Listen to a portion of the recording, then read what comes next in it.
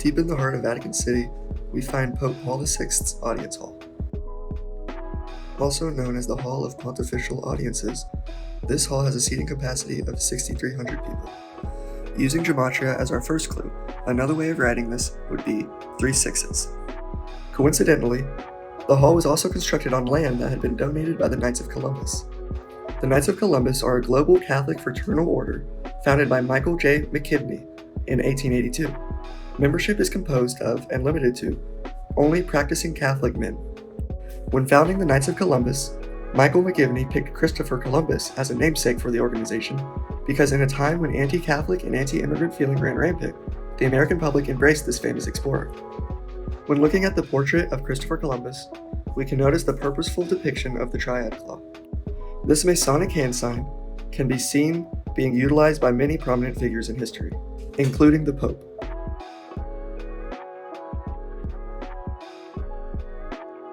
Looking again at the Knights of Columbus, we can see the Maltese cross inscribed on their logo, as well as the use of the fasces. The fasces, or a bundle of rods with a projecting axe blade, are used as a symbol of fascism, deriving from ancient Italy. It is no wonder that in the Pope's most recent encyclical, he admits that fascism is their preferred form of government of the Catholic Church. Going back to Pope Paul VI's Audience Hall, it is important to understand the style of architecture termed architecture parlante. This building style is termed successful when the work of architecture explains its own function or identity. For example, if I wanted to build a store that sold hats using the architecture parlante style, I would make the store in the form of a hat. The same is true for Pope Paul VI's Audience Hall, which oddly enough resembles that of a serpent. The following video is of the building's architect Pier Luigi Nervi meeting the Pope following the building's completion in 1977.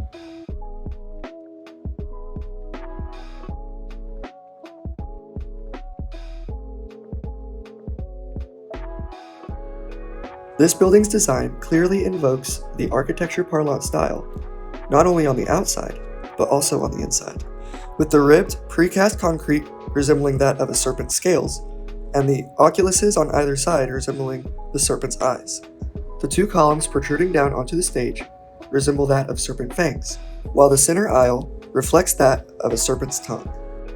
When the Pope speaks to the many audiences that occupy this hall, he is literally and symbolically speaking from the mouth of the serpent. The hard-to-miss resemblance of this building to a snake is in no doubt attributable in large part to the trapezoidal shape of the building. This is highly significant because the trapezoid is considered one of the most satanic shapes in occultism, perhaps because of its visual discordance and frequent asymmetry lends itself to disorientation and disharmony.